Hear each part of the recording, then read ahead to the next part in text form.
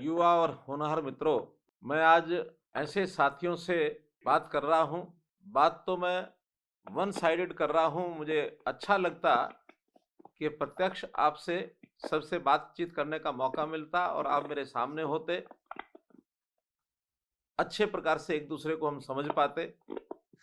लेकिन भले ही आमने सामने नहीं हम बैठे हैं, आपके मन के भाव को तो मैं जरूर समझ सकता हूँ कि किस हर्षोल्लास से आपका मन इस समय गदगद हो रहा होगा। अपनी बात शुरू करने से पहले सबसे पहले मैं आपको सबको बधाई देना चाहता हूं।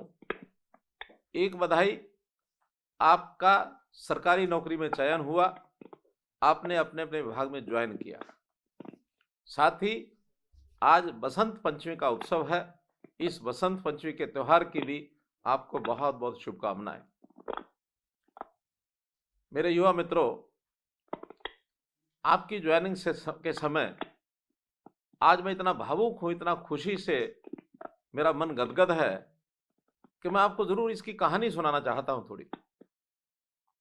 जब हम सत्ता में नहीं आए थे, उससे पहले अपनी युवावस्था से लेकर के और लगातार संघर्ष करते हुए इस प्रदेश की बड़ी कहानियां हमने खास करके सरकारी नौकरी के बारे में सुनी थी। उस समय सरकारी नौकरियों का हाल क्या होता था कि कभी किसी व्यक्ति को पढ़ाई करने के बाद, अच्छी मेरिट में आने के बाद नौकरी की उम्मीद नहीं होती थी, बल्कि नौकरी लगने का जो एक पैमाना था, जो एक मापदंड था कि आपकी कोई सिफारिश है, आपका कोई राजनीतिक आका है, या जो उस समय के सरकार के दलाल होते थे वो सौदेबाजी करते थे, आपसे पैसों की मांग की जाती थी, आप दे सकने में सक्षम थे या नहीं थे, अपने माता पिता को परेशान करते थे। नौकरी के लालच में पिताजी को या तो अपनी जमीन बेचनी पड़ती थी या माताजी के टूम और गहने बेचने पड़ते थे, या कभी जमीन आदि कोई हो तो उसको गिरवी रखना पड़ता था, कर्ज लेना पड़ता था, तब जाकर के उम्मीद बनती थी कि शायद हमको नौकरी मिल जाए। इन्हीं नौकरियां बिकने का काम, ऐसा कहा जाता था कि नौकरियां बिकती हैं। इसका अनुभव बहुत लोग अपने अपने जबानी से हमको उस समय सुनाते थे। मन में एक पीड़ा थी कि क्या कभी ये ठीक होगा।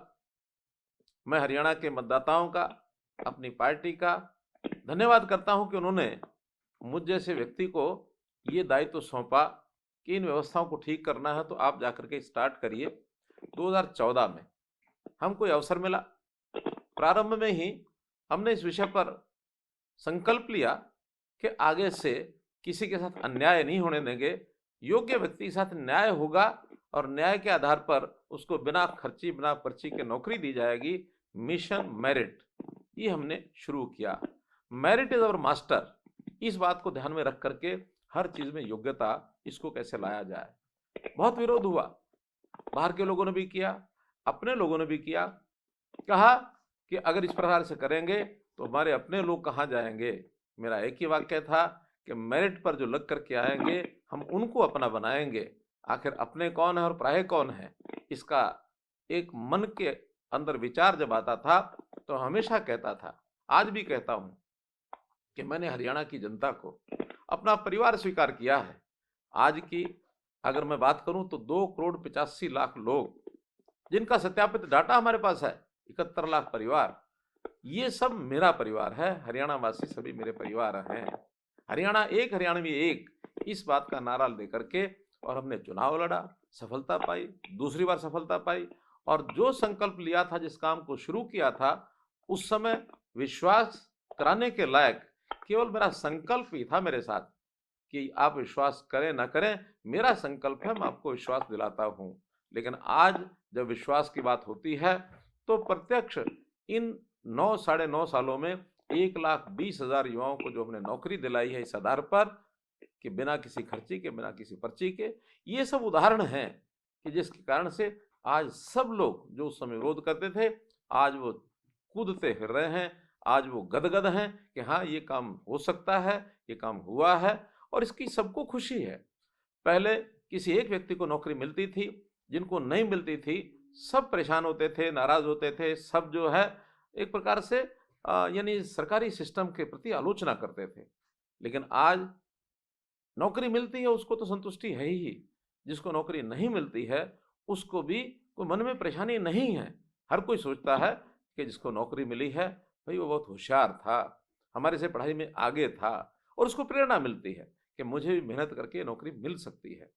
पहले जब नौकरियां मिलती थी तो चर्चा क्या होती थी कि अमुक नेता के बेटे का, अमुक अधिकारी के रिश्तेदार का, इनको नौकरियां मिली हैं, ये खबरें छपती थी। लेकिन आज खबरें क्या छपती हैं? आज छपती हैं कि अमुक गरीब व्यक्ति का, अमुक रिक्शा चलाने वाले का, अमुक गरीब किसान का बेटा, उसकी नौकरी लग गई है, वो ग्रुप सी में लग गया है, ग्रुप बी में लग गया है, ग्रुप ए में लग गया है, एचसीएस लग गया है। किसी भी लेवल की नौकरी किसी प्रकार की पढ़ाई करने वाले व्यक्ति को मेहनत करने के बाद मिल सकती है। ये आज हरियाणा के युवा का विश्वास बना है। न केवल हरियाणा, देश भर में अन्य प्रांतों में भी ये चर्चा चली है कि जिस हरियाणा में ये कभी कल्पना नहीं की जा सकती थी कि ईमानदारी से नौकरियां मिलेंगी, आज सब लोग दांतों तले उंगली दबाते हैं कि अच्छा हरियाणा में ऐसा हो गया। हम कहते हैं हाँ ऐसा हुआ। अब बहुत लोग कहते हैं कि आप इन बातों को करके बहुत प्रचार नहीं करते हैं। मेरा कहना है कि मैं प्रचार क्यों करूंगा? आखिर मैंने अपने परिवार के लोगों की सेवा की है, और जब परिवार के लोगों की सेवा करनी होती है तो उसके लिए कोई प्रचार करने की आवश्यकता नहीं होती है, बल्कि जो उसमें लाभान्वित होता है उसको सब लोग देखते हैं। आज जब ये नौकरियां मिलती हैं तो मेरे कान पर बात पड़ती है, एक एक गांव जिसमें दर्जनों दर्जनों नौकरियां लगी हैं। रिसालिया खेड़ा गांव सिरसा का, 35 से ऊपर नौकरियां एक ही गांव में लगी। इसी प्रकार बहुत लोग मेहनत करते हैं और इसमें शामिल हो गए हमारे साथ। एक युवा यानी चंदन कला का संजीव, जो स्वयं शिफ्ट अटेंडेंट है, नौकरी करता है, लेकिन उसने अपने साथियों को, अपने आसपास के लोगों को उसने ट्यूशन पढ़ाई। उसने उनकी ट्यूशन नहीं पढ़ाई होगी तो उनकी मदद की, और उनको अतिरिक्त समय में मदद करने के बाद जो उनके साथ जुड़े लोग थे उसके अंदर ऐसा बताया जा रहा है कि 16 बच्चे जो है नौकरी लग गए। कितनी प्रसन्नता हुई होगी संजीव को। इस प्रकार के काम करने वाले केवल एक नाम लिया है, ऐसे बहुत लोग होंगे जिन्होंने एक दूसरे की सहायता करके और लोगों को आगे बढ़ाया है। हमारे जीवन में इस संघर्ष में बहुत लोगों ने साथ दिया, हमारे माता पिता ने दिया, हमारे गुरुजनों ने दिया, हमारे सहपाठियों ने दिया। सब लोग मिल करके जब काम करते हैं तो किसी भी लक्ष्य को प्राप्त करना कठिन नहीं होता है। तो आज मित्रों, जो हमारी ये पिछले दिनों में 10,500 लोगों की भर्तियां एक साथ हुई, बाद में लगभग 1100 लोग पुलिस के अंदर भी जिनका नाम पेंडिंग था उनको भी नियुक्ति पत्र मिला है। और आगे भी अब इस कड़ी के अंदर लगभग 60,000 लोगों की भर्तियों की हमने बात की थी। 20,000 के आसपास तो पिछले दिनों में मिल गई। 40,000 लोग और हैं जो इन 2-3 महीनों में ही जिनके रिजल्ट आएंगे, सबको नौकरियां मिलेंगी, चाहे वो ग्रुप सी की हो, चाहे वो ग्रुप डी की हो।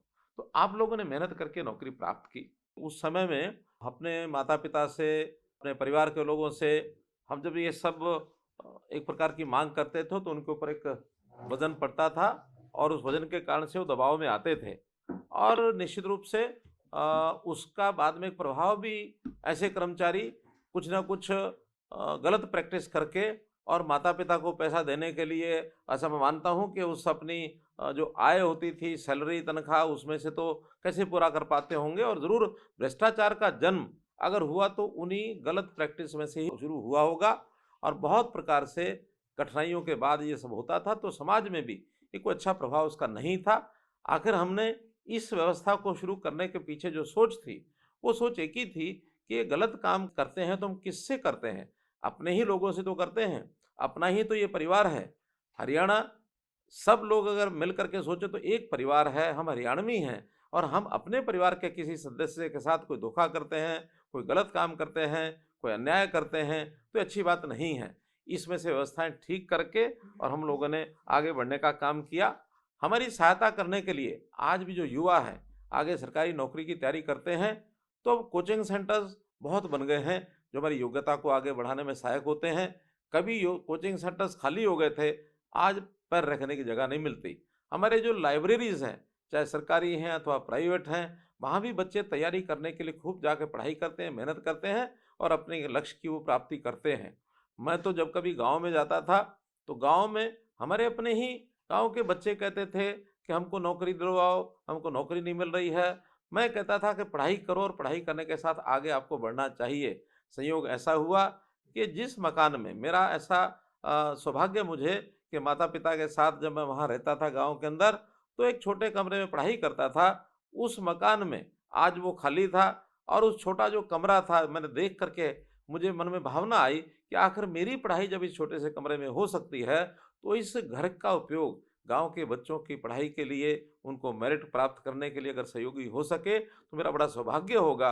मैंने अपना वो मकान, भले छोटा मकान है, लेकिन गाँव के बच्चे वहाँ बैठ कर के तैयारी करें, एक अच्छी लाइब्रेरी बनाई जाए और फिर गाँव के बच्चे शिकायत नहीं करेंगे कि हमको नौकरी नहीं मिली। मेरिट के आधार पर नौकरी लेने के लिए आगे आएँ और उसमें यदि मैं कुछ सहयोगी गाँव का हो सकता हूँ, तो मुझे अच्छा लगेगा। तो मैंने अपना जो घर है, वो उस गाँव को सुपुर्द कर दिया वहाँ लाइब्रेरी बनाने के लिए। मेरा कहने का भाव ये है कि इस काम में हम सब सहयोगी बने और सहयोगी बनने के साथ हमारे जो साथ और आगे आने वाले लोग हैं, चाहे वो ग्रुप डी की नौकरी में आएँ, ग्रुप सी में आएँ और पढ़ाई करने के बाद आगे बढ़ें, ग्रुप बी में जाएँ, ग्रुप ए में जाएँ और आगे बढ़ें, सर्विसेज़ की तैयारी करें, चाहे वो हरियाणा सिविल सर्विस है, चाहे इंडियन एडमिनिस्ट्रेटिव सर्विस है, इंडियन ऑल इंडिया सर्विसेज़ हैं, उसमें भी पढ़ाई करके आगे जाएँ।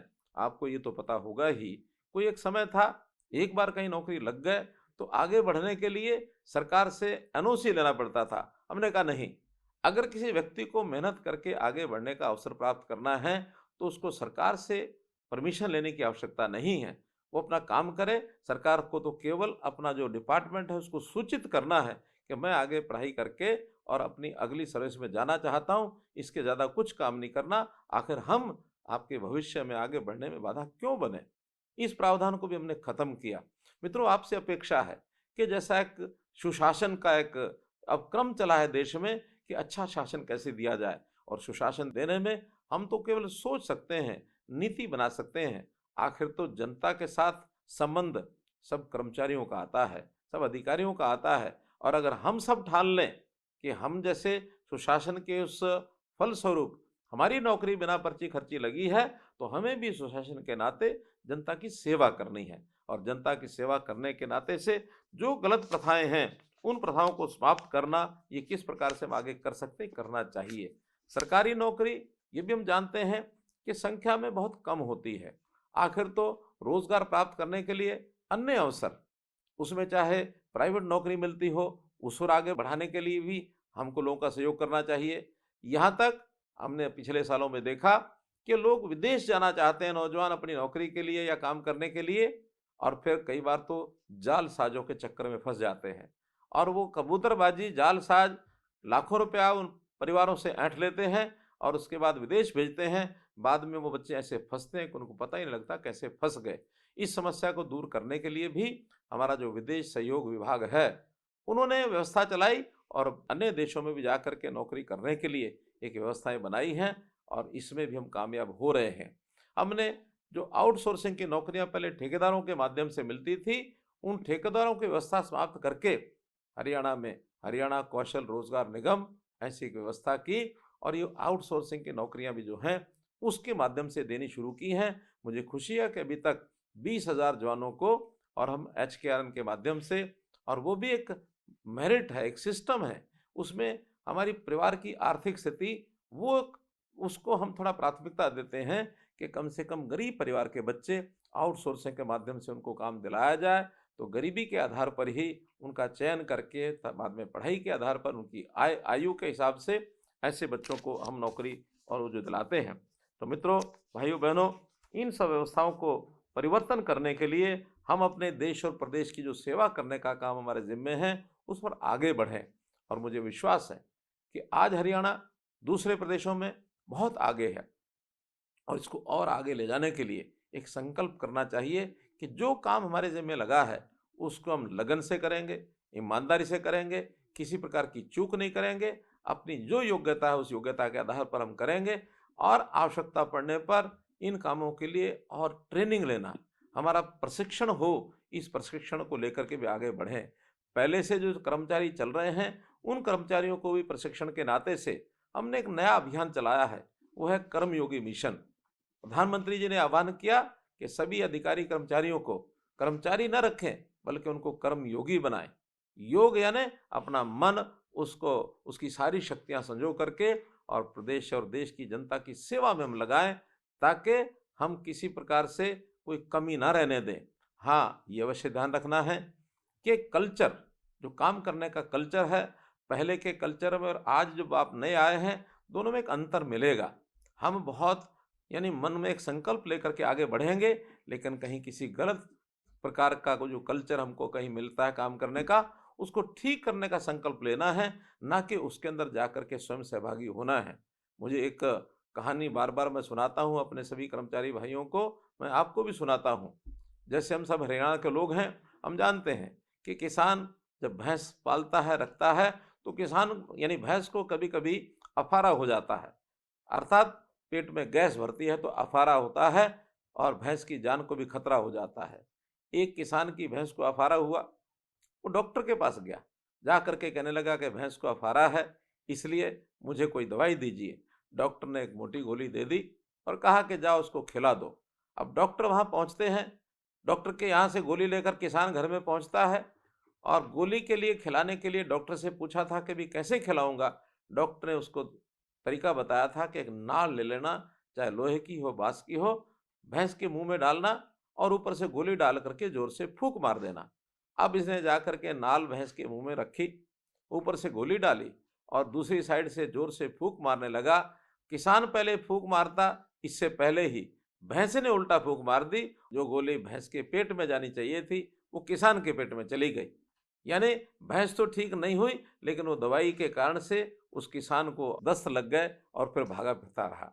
मेरा कहने का भाव है कि जो चीज़ हम जा करके अच्छे संकल्प के साथ अच्छा काम करने के लिए लोगों में जाएंगे, कहीं ऐसा ना हो कि हमारे अच्छे संकल्प को वो अपने बुरे संकल्प का जो काम है उसको हमारे अंदर डाल दें। बहुत सावधानी रखने की ज़रूरत है। हम इस सावधानी से आगे चलेंगे तो निश्चित रूप से हम समाज में एक अच्छा काम करने के लिए आगे बढ़ेंगे और इस प्रदेश को एक शिखर तक पहुंचाने के लिए हम अपना पूरे का पूरा जो ताकत है वो लगा देंगे।